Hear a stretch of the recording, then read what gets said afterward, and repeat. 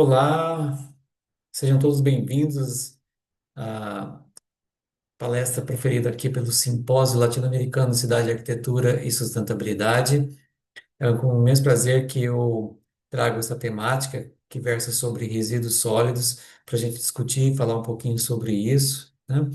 Uma vez que esse é um problema que afeta a, o mundo, né? De forma geral, e especificamente também o Brasil, uma vez que o nosso modus operantes hoje, vamos dizer assim, né, as indústrias em geral produzem resíduos sólidos de grande magnitude, e isso acaba sendo um problema de questão ambiental, né? E quando a gente pensa em sustentabilidade, a gente pensa então em focar em alternativas que possam reduzir, né, esses resíduos e evitar com que eles sejam lançados, né, na natureza. Então, a partir então do convite aí da ANAP, né, e do Univag, do Centro Universitário Univag, e do Programa de Pós-Graduação em Arquitetura da Univag, é com muita honra que eu venho então aqui proferir nesse terceiro simpósio latino-americano de cidade, arquitetura e sustentabilidade a palestra Resíduos Sólidos Aplicados em Componentes Construtivos, Estratégias para Inovação, Sustentabilidade e Aperfeiçoamento Térmico. Deixe-me me apresentar, meu nome é Ivan Júlio Apolônio Calejas, sou engenheiro civil, sou professor do Departamento de Arquitetura e Urbanismo aqui da Universidade Federal do Mato Grosso. Pertenço ao laboratório LATECA, Laboratório de Tecnologia e Conforto Térmico, e coordeno o grupo de pesquisa em dinâmica ambiental e tecnologia GPDAT. Nesse laboratório e esse grupo foca, então, uma das linhas de pesquisa de desenvolvimento é exatamente o enfoque da sustentabilidade acoplado, né, interagindo de forma transversal aí com a inovação, uma vez que eu faço parte do programa de pós-graduação Profinite, que é um programa que versa sobre transferência de tecnologia e propriedade intelectual voltados para a inovação. Então, eu tenho trabalhado com essa vertente, né, em tentar desenvolver produtos e processos visando aqui o ambiente construído. E então vou falar um pouquinho dessa questão de resíduos sólidos e indústria da construção civil, tá bom? Iniciando então falando um pouquinho, né, sobre, fazendo uma contextualização, a gente sabe que a indústria da construção civil, ela emprega muita gente, né, gera muito emprego e é uma importante indústria quando a gente pensa no produto interno, principalmente no Brasil, ela é responsável aí por uma parcela considerável do produto interno é, bruto brasileiro, mas ao mesmo tempo, sob o mesmo viés, ela consome bastante energia, gera muito matéria-prima, consome muita matéria-prima virgem e gera muito resíduo. E além disso, vamos dizer, corrobora para a emissão de gases de efeito estufa, né, como CO2 aí. Então, é, ela é uma indústria que a gente precisa pensar, né, em incorporar, né, trabalhar melhor essa questão da gestão dos resíduos sólidos, pois isso se configura atualmente como os maiores desafios da engenharia civil moderna, né? Então, a transição para a economia circular na construção civil é uma necessidade, né? E uma tendência que a gente precisa avançar, porque a gente sabe que o seu impacto é muito grande, né? Então, nessa perspectiva, né?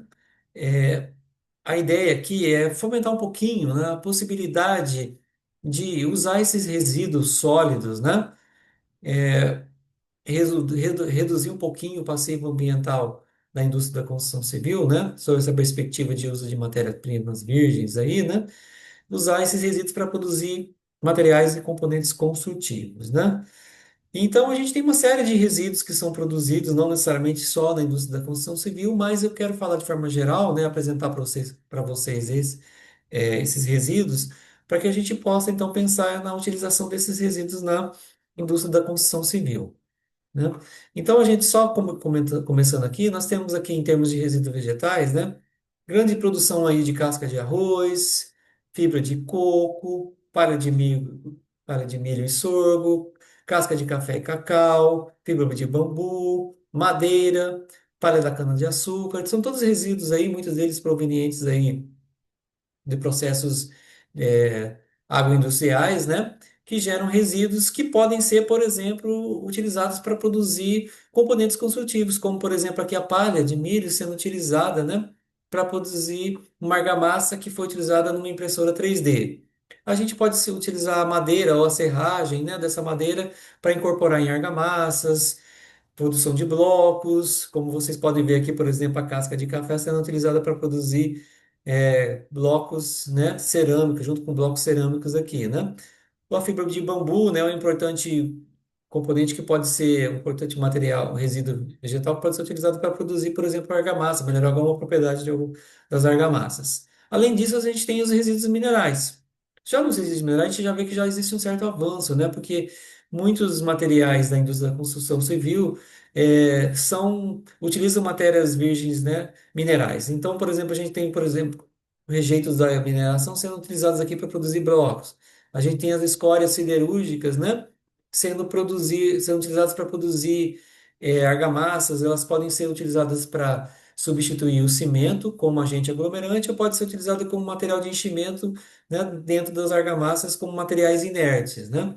A gente tem as cinzas volantes aqui utilizadas para produzir aqui blocos, né, resíduos de mármores sendo utilizados para produzir, por exemplo, mármores e granitos aqui utilizado para produzir blocos de pavers. A gente tem aqui resíduo de vidro, né, sendo utilizado para produzir aqui uma argamassa para a produção da impressora 3D. A gente tem o próprio resíduo da construção civil, que a gente sabe quando a gente constrói uma obra ou quando a gente faz a demolição de uma obra, há uma geração enorme de resíduos de construção civil.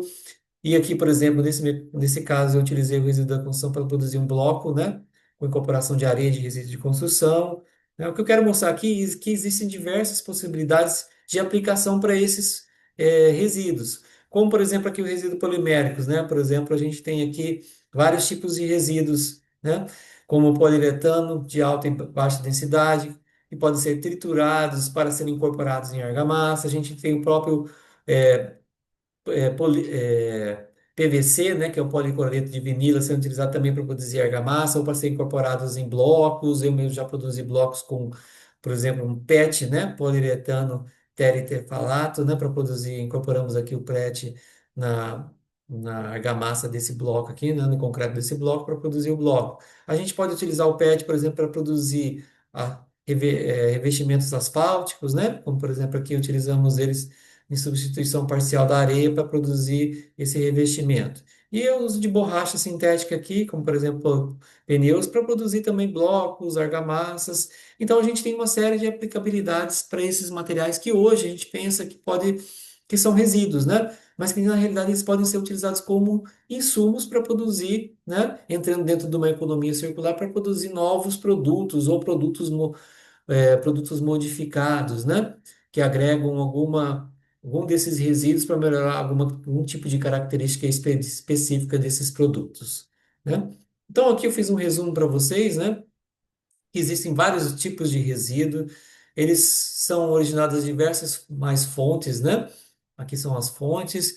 Há uma estimativa geral aqui em termos de mundo e Brasil, né? E onde podem haver algumas principais aplicações desses produtos, né? Desses resíduos para produzir aqui novos materiais, ou serem utilizados como novos insumos, ou serem incorporados em produtos que já existem, né? Para gerar aí, né, para fomentar então a economia circular e ajudar, por exemplo, a indústria da construção civil a, né, reduzir o seu passivo ambiental, uma vez que ela é uma enorme produtora de resíduos.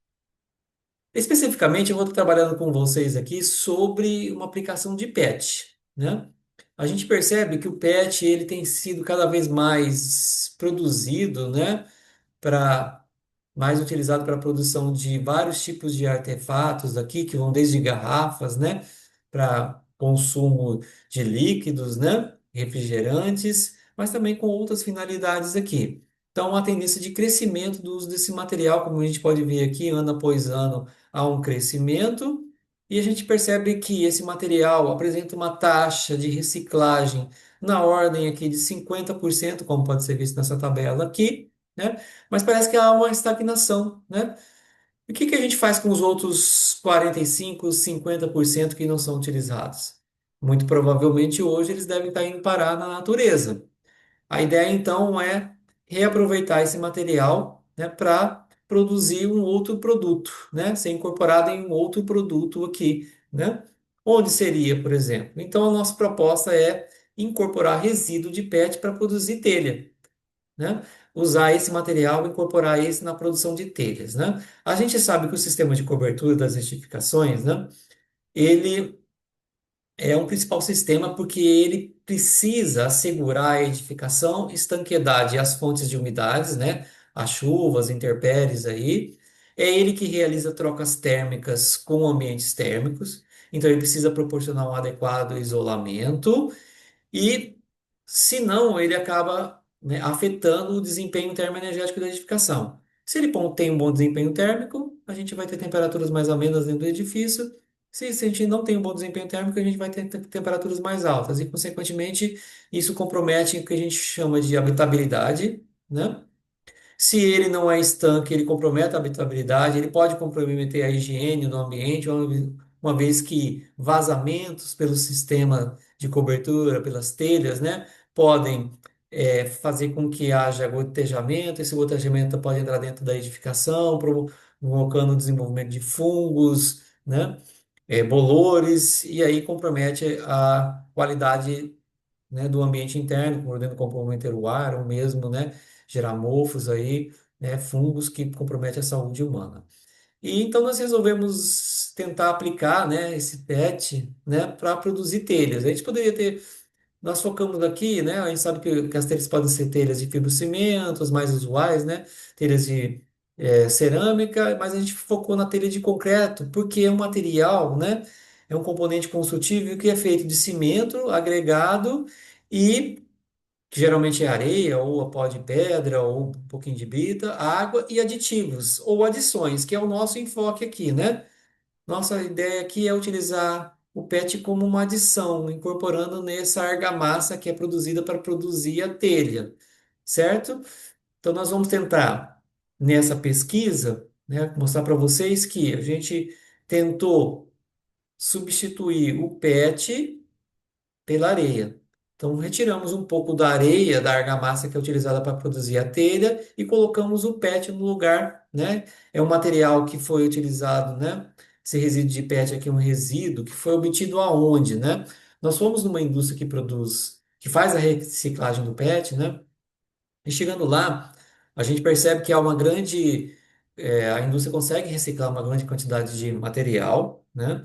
Mas que ainda existe uma parcela de resíduos ali, ainda gera-se uma quantidade de resíduos que não são passíveis de serem aproveitados. E esses flakes aqui eram exatamente esses partículas que não tinham uma destinação.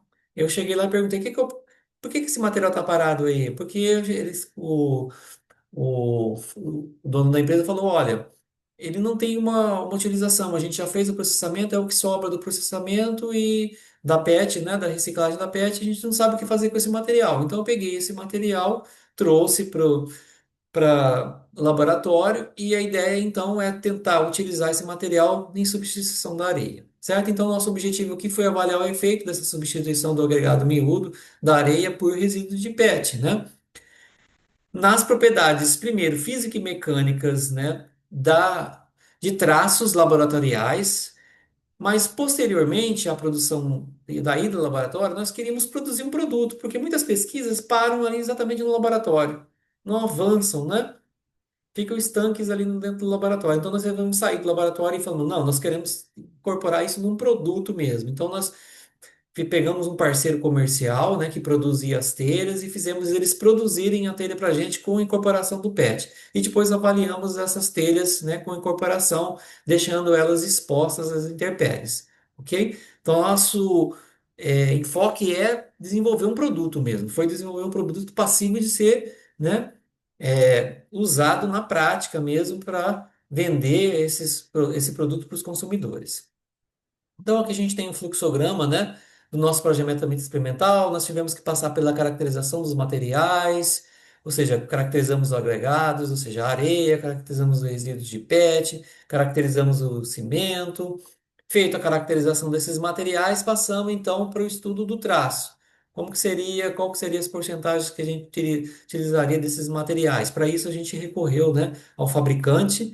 Ele nos deu um indício, uma indicação de que, como ele produzia essa telha, qual era o traço que ele produzia, e a partir disso, então, a gente considerou esse traço, né, como referência para tentar incorporar o PET na massa, né, para produzir as telhas. Então, a gente fez, nesse estudo do traço, a gente avaliou a massa específica do traço de referência, ou seja, sem incorporação do PET, igual é utilizado para fabricar a telha convencional, né? E depois fizemos a análise da telha, do traço com a incorporação de PET, analisando a massa específica, a resistência à compressão e atração na flexão, a absorção de água, que são parâmetros importantes quando a gente procura desenvolver um produto como esse, tá? Na sequência, depois que a gente entendeu como funcionava a incorporação do PET dentro do traço, a gente definiu um traço, né, a partir daquele que a gente considerava ideal, né? Eu vou falar um pouquinho mais para frente sobre isso, e fizemos aí então a análise a produção da telha com esse traço, a telha convencional e a telha com PET, e analisamos visualmente e dimensionalmente essa telha, analisando a densidade dela, a capacidade de absorção de água dela, o índice de vazio dessas duas telhas, a carga de ruptura flexão dessas duas telhas, fizemos uma comparação, né? A telha que é fabricada convencionalmente e a telha com a produção de PET, ok? Então, o que nós fizemos, então, aqui estão as caracterizações dos agregados, a gente chegou à conclusão que eles atendem às prescrições normativas, né? A areia natural se enquadrou aqui dentro dos limites geralmente, usualmente encontrados aí para material desse porte, né? De areia natural, areia de rio, que a gente fala, né? E o flakes de PET, ele é um material mais distinto, né? Porque ele tem uma característica granulométrica mais específica, percebe que a densidade dele é bem menor que a densidade da areia, né? Que a gente pode ver aqui, né? Com isso, ele produziu, né, um material que vai muito provavelmente reduzir o peso da telha. Ele tem um diâmetro também, né, característico diferente, né, por isso que ele vai entrar ali numa espessura da areia, mais ou menos como uma areia média, ao passo que a areia que a gente utilizou é uma areia mais fina, mas isso foi uma coisa boa que, de certa forma, melhorou o cruzamento das partículas, né? Então, a gente pode ver aqui, né, que basicamente essa areia, esse PET é composto por granulometria de 1,2 a 0,6 milímetros, né? Enquanto que a nossa areia de rio aqui é composta mais por partículas de 0,3 a 0,2 até 0,1, né? Então, caracteriza como uma areia mais média fina, né? Enquanto que o PET se enquadraria mais como um material médio que uma areia média, tá bom? Então, fomos lá, conversamos com o nosso parceiro, eles nos forneceu o traço de referência dele, né? Que foi um traço de 1:3 aqui, como vocês podem observar aqui. E aí nossa proposta foi incorporar, tirar a areia e colocar o PET, né? Em quantos por cento, né? A gente resolveu estudar laboratorialmente 5, 10 e 15%. E aí, então, a gente foi reduzindo, né, a massa da areia e foi aumentando, foi colocando aqui a massa de PET, né, aumentando o tamanho, porcentagem de quantidade de PET aqui na massa, de 37, 75, 102. Então, o estudo foi feito em massa, tá bom? A gente não avançou mais porque ficou difícil colocar, como a gente trabalha com um traço com consistência seca, né? PETs com mais 15% tornaram a massa muito seca e dificultava o entrosamento das partículas, né, da PET dentro da massa, né, no ensaio laboratorial. Talvez lá na produção da telha isso não fosse um problema, porque as telhas elas são extrusadas, né? Então elas são prensadas e vibradas, então isso talvez não fosse um problema para o processo fabril lá na fábrica, né? Mas para nós aqui laboratorialmente era, então a gente reduziu, limitou até 15% de substituição. Percebam que a gente tentou simular aqui, né, o nível de compactação que ocorre da telha lá em fábrica, né? Por isso que a gente fez aqui a mistura compactada em 4 camadas de 30 golpes. É lógico que na indústria essa capacidade do equipamento de prensar e vibrar e depois extrusar a telha é muito maior do que o ensaio que a gente obteve no ensaio laboratorial, mas foi uma tentativa de simular o que acontecia lá na fábrica, tá? Com isso, a gente fez a moldagem, então, dos corpos de prova, né, que foram utilizados para analisar tanto a telha de referência, ou seja, o traço convencional que é aplicado na telha para produzir a telha convencional, como aqueles com incorporação de PET, tá? E o nosso enfoque aqui, gente, foi sempre tentar incorporar o máximo possível de resíduo, né? Por quê? Porque isso favorece a sustentabilidade, favorece a economia circular, evita lançar esse material, né, em aterros ilegais ou lá em aterros sanitários, né? Quanto mais a gente consegue incorporar, maior o aproveitamento desse resíduo, melhor, né, menor a quantidade lançada, né, e menor também a a exploração da areia, né? Porque como a gente está tentando incorporar o resíduo de areia, né? Substituir a areia, a gente vai extrair menos areia para produzir as telhas, né? No caso da avaliação, a gente também avaliou, assim, ó, avaliou a massa específica, a absorção de água, o índice de vazio, resistência à compressão axial e flexão dos corpos de prova, tá? Já no ensaio das telhas, né? A gente focou em outros aspectos, né? Que relacionados à normativa, né? Específica sobre telha, que eu vou comentar mais na frente, né? Então a gente produziu essa telha, esse formato de telha aqui, com essas dimensões aqui, tá? Então a gente levou aí, fornecemos o traço para o nosso parceiro, ele produziu lá na fábrica dele as telhas, e aí a gente procurou analisar, né? Fizemos uma análise dimensional das telhas, uma análise também da visual das telhas, da cor que ficou a telha, a rugosidade da telha, né? E além disso, fazemos uma aferição da sua massa, da sua capacidade de absorção de água, da carga de ruptura, flexão e de índice de vazio. Todos esses aqui, né, com exceção do último, são prescritos aqui da NBR 15, desculpa, 13.858-2, tá bom? Fizemos ainda a análise da absortância e também da é, emissividade, que são ensaios relacionados com o desempenho térmico da telha. Quanto menor a absortância, menos ganhos térmicos por parte da telha. Quanto maior a emissividade, tá bom? Maior é a capacidade de irradiar calor, consequentemente de reter calor, a telha tem essa capacidade, certo? Então a gente fez análise da absortância através desse equipamento alfa espectrômetro, tá? Alfa reflectância espectrômetro. Ele mede na realidade a reflectância, mas um menos a reflectância não fornece a absortância, tá bom? E a gente fez também a análise da emissividade através da análise de câmara térmica, tá? Utilizamos uma câmara térmica para definir aí, quantificar a emissividade dos corpos. E também levamos essas telhas em campo, porque como o enfoque era produzir uma telha mesmo, né? Que fosse passível de ser destinado ao mercado, né? E as pessoas utilizarem isso como um produto final, a gente também fez um ensaio, levou essas telhas aqui para serem ensaiadas em condição de campo, tá? Então elas ficaram aqui durante 5 anos expostas, né, para depois ser feita uma avaliação, né, depois de uso, né?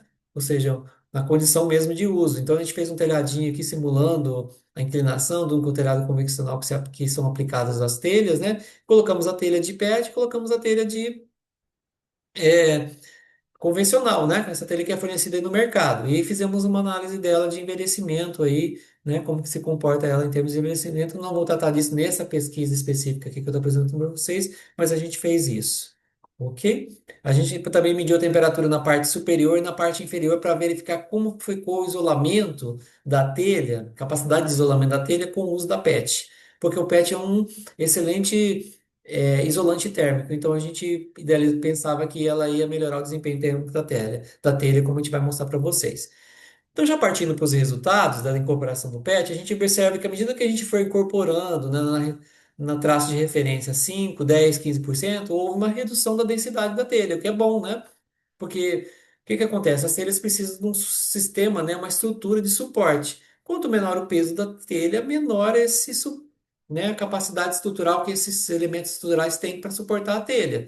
Então, isso é bom, reduz o peso sobre o sistema de cobertura e reduz as dimensões dos elementos estruturais. Então, a telha de teste tem essa vantagem. Reduz o peso, o peso dela é menor, porque o PET tem densidade menor do que a areia. A gente percebeu também que aumentou, né, com a medida que foi incorporando, então, o PET aumentou a absorção de água. Isso é uma característica de certo ponto, desfavorável, porque quanto maior a absorção de água, mais ela fica pesada. E se essa absorção de água ela compromete, né, deixa passar por ela, pela estrutura da matriz cimentícia, a água, e promover gotejamento debaixo da telha, isso pode ser ruim, né, para manter a estanqueidade, né, e as condições de higiene dentro da habitação. Então, isso foi uma coisa ruim no desempenho da telha. Como a gente esperava, né? Como o PET tem menor resistência do que a areia, houve, à medida que eu fui incorporando, né, mais PET na argamassa, foi reduzindo, né? Ora, saiu de 25 para 8,5 aos 7 dias e saiu de 30 megapascal para 10 megapascal aos 28 dias. O mesmo ocorreu no ensaio resistência à tração na flexão, né? Sabe, 7,5 caiu para 3.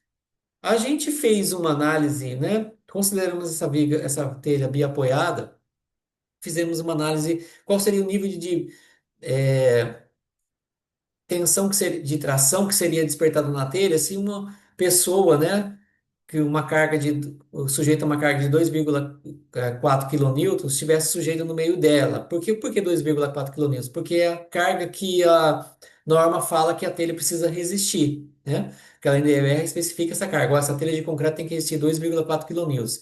Então a gente fez uma análise e verificamos que a tensão originada de tração era muito menor do que essa de 2,9, o que nos permitiu inferir que é possível, então, utilizar para fabricar a telha, né, a porcentagem de 15%. Por quê? Porque ela atenderia a questão da tensão de tração na flexão, que é um parâmetro de resistência importante, né?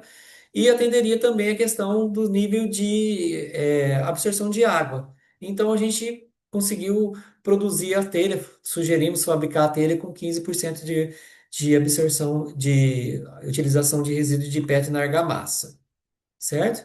E aí, olha só, pessoal, depois de a telha produzida, olha como praticamente elas são idênticas, muito pouca diferença entre uma telha com PET e outra. Lógico, houve uma pequena modificação na cor, vocês podem ver pela foto aqui, né? As telhas de PET ficaram um pouquinho mais claras, o que é bom sob o ponto de vista de absortância, porque ela vai absorver menos calor, tá bom? Mas basicamente, em termos, ela ficou um pouquinho mais, um pouquinho com mais textura. Vocês podem ver aqui pela lateral aqui que ela tem um pouco mais de textura, tá vendo? Mais rugada aqui, tem uma rugosidade maior aqui. E também quando a gente olha alguns pontos aqui, essa aqui é mais, né, lisinha, essa é um pouquinho onde fica o plet na superfície, ela fica um pouquinho mais rugosa, tá bom? Mas praticamente em termos de aspecto visual não há grande modificação. Em termos de variação dimensional, também não houve modificação. A análise estatística indicou que não existe diferença estatística no comprimento, nas medidas de comprimento, espessura e no diâmetro da largura da onda, tá bom? Elas atenderam e não houve diferenciação estatística. A gente também fez um ensaio muito interessante que é deixar a telha submersa, né, durante 24 horas e verificar se passa a água e se há gotejamento embaixo da telha. Olha só, não houve gotejamento, né, após 24 horas, o que é muito interessante. Isso indica que a matriz cimentícia está bem compactada e que apresenta índice de vazio baixo, né, não permitindo com que a água percole por entre a telha, tá? A gente fez também um segundo ensaio aqui, de uma norma mais antiga, que falava para a gente colocar uma coluna d'água aqui, cheia de água, vedar aqui e deixar ela sujeita sobre essa coluna d'água. Também não houve formação, passagem, percolação de água e nem manchamento debaixo da telha. O que significa que, sob esse aspecto, né, a gente garante a estanqueidade, né, da telha. Outro aspecto importante também, como a gente já tinha constatado no estudo de laboratorial, é que houve redução da massa da telha. Isso é bom porque reduz o peso sobre o sistema de cobertura, reduz então as dimensões dos elementos estruturais. A variação foi bem pequena, mas há um ganho, né, no peso da telha. A absorção de água lá no ensaio laboratorial indicou que ia aumentar, mas por algum motivo aqui, muito provavelmente a gente acredita que como o PET funciona como uma espécie de uma areia mais grossa e a gente deixou uma areia mais fina ali dentro, houve um melhor entrosamento da matriz cimentícia e, consequentemente, reduziu os vazios, tá? Como a gente pode olhar aqui no segundo índice, tá vendo que reduziu os vazios aqui? Consequentemente, reduziu a absorção de água também da telha. e houve uma ligeira redução da carga de ruptura, tá?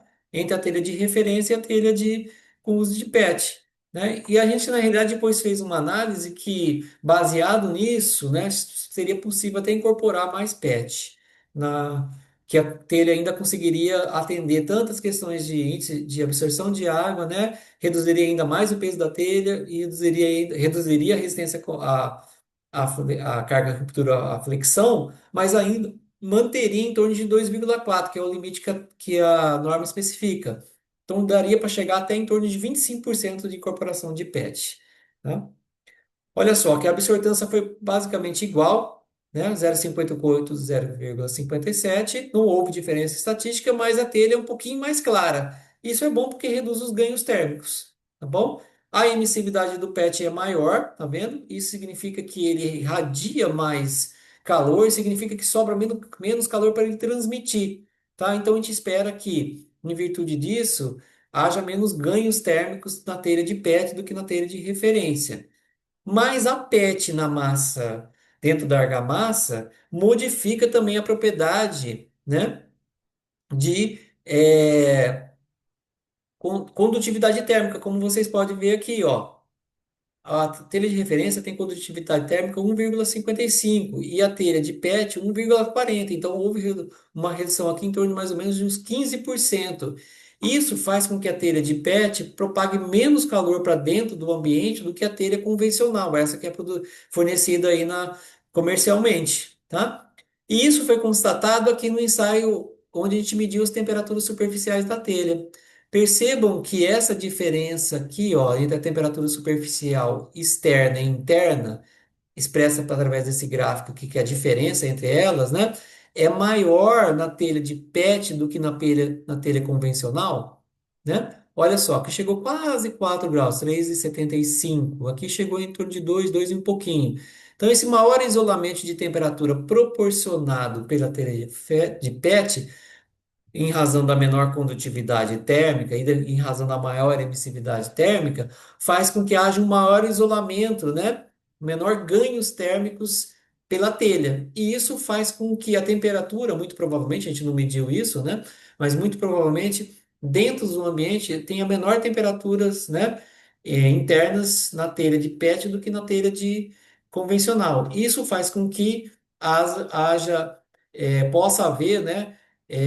Menor consumo energético nas casas em que forem incorporadas, em que forem utilizadas as telhas de PET. Tá? Isso é uma grande vantagem, então, sob o ponto térmico, as telhas de PET tiveram um desempenho térmico e muito provavelmente energético. A gente não fez essa análise, na realidade, a gente fez essa análise em outro estudo, mas não nesse estudo, demonstrou isso, que há uma melhoria no desempenho térmico da edificação com os das telhas de PET. Então, finalizando, né, a gente viu que, né, o que eu quero mostrar para vocês é que existe viabilidade técnica, né, de incorporar o resíduo de PET nas telhas, seja 5, 10, 15 e muito provavelmente um pouquinho a mais. A gente chegou aqui mais ou menos que seria possível chegar até 25% de incorporação, tá? Por quê? Porque isso não comprometeria as propriedades físicas e mecânicas, né? As físicas relacionadas com a questão do índice de vazio e a capacidade de absorção de água. Eles estariam ainda atendendo às questões prescritivas da NBR que trata sobre o desempenho das telhas, mas ao mesmo tempo, né? Essa telha ainda reduziu as propriedades térmicas, o PET melhorou as propriedades térmicas, né? Então daria para se a gente chegasse em 25%, a gente teria uma telha ainda mais aperfeiçoada ainda, tá bom? Então, as telhas fabricadas com PET atendem todos os requisitos da NBR 13.858, parte 2, tá? Tanto nos aspectos visuais, dimensionais, físicos e mecânicos, além de proporcionar menor absorção de água e além de proporcionar, né, melhor desempenho térmico, porque houve uma redução na absortância, houve um aumento na emissividade, o que faz com que os ganhos térmicos sejam menores. E além disso, o PET reduziu, né, a condutividade térmica, e isso faz com que haja menor transporte de calor para dentro da edificação por condução. e isso proporciona um melhor isolamento térmico, né? Ou seja, uma maior diferença de temperatura entre o meio externo e o meio interno. Consequentemente, o ambiente interno vai ficar melhor termicamente e vai consumir menos energia, né? Então, a telha de PET, em termos como produto, né, é um produto melhorado em relação à telha convencional, né? Então, além de estar usando um resíduo, né, que não tinha uma destinação, como eu mostrei para vocês, é aquele resíduo lá na indústria de processamento do PET, não sabia se o que fazia com esse resíduo, ele estava lá esperando, né, ou para ir para o aterro, né? A gente trouxe ele e conseguiu incorporar e produzir um novo produto aperfeiçoado sob o ponto de vista térmico, tá? Que tem capacidade de contribuir para a melhoria das edificações. Então, finalizando a minha conclusão aqui, olha só, a telha de PET é um produto tecnicamente viável, ela fomenta a sustentabilidade urbana. Por quê? Porque eu estou utilizando um resíduo que ia para um aterro sanitário. Ao usar esse resíduo, eu deixo de usar, por exemplo, a areia, né? Eu uso uma menor quantidade de areia para produzir a telha. Então, eu deixo de extrair mais matéria virgem, né? E aí, consequentemente, eu impacto menos o meio ambiente, né? E evito que esse material, que antes não tinha uma destinação adequada, vá parar num aterro ilegal ou num aterro sanitário. E, consequentemente, quando a gente analisa essa viabilidade técnica sobre o desenvolvimento sobre as ODS, né, que são os Objetivos do Desenvolvimento Sustentáveis, que são prescritos lá na Agenda 2030, a gente vê que a gente consegue atender a ODS 9, inovação, a gente consegue atender a ODS 11, cidades e comunidades sustentáveis, a gente consegue atender a ODS 12, produção e consumos responsáveis, aqui focando na economia circular, a gente vê que evitar, né, a extração de areia, né, e incorporar isso num resíduo, a gente vai evitar com que seja produzido gases de efeito estufa, né, e aí, consequentemente, a gente age contra a mudança do clima, né? A gente evita com que CO2 sejam lançados, mais CO2 sejam lançados na atmosfera, e por isso a gente impacta menos, né? A menos extração de matéria verde, a gente impacta menos, né? E fomenta aqui a vida terrestre. Então, percebo que essa telha, ela tem um enorme potencial para ajudar a sustentabilidade, né? Urbana, né? Que é exatamente o enfoque, né? Desse simpósio, né? Fomentar exatamente isso, né? E aqui eu deixo uma pergunta para vocês: que inovação, né, que vocês podem produzir, né, ou desenvolver aí para ajudar a indústria da construção civil? Meu enfoque aqui foi na indústria da construção civil, mas sei que muitos de vocês não trabalham nessa área. Mas o que que vocês podem fazer, né, pensar no resíduo não como um material descartável, né, mas como um potencial insumo para ser incorporado em algum produto, né? E aí sim, então, quando a gente pensa nisso, a gente vai reduzir então a pegada ecológica desses resíduos, né?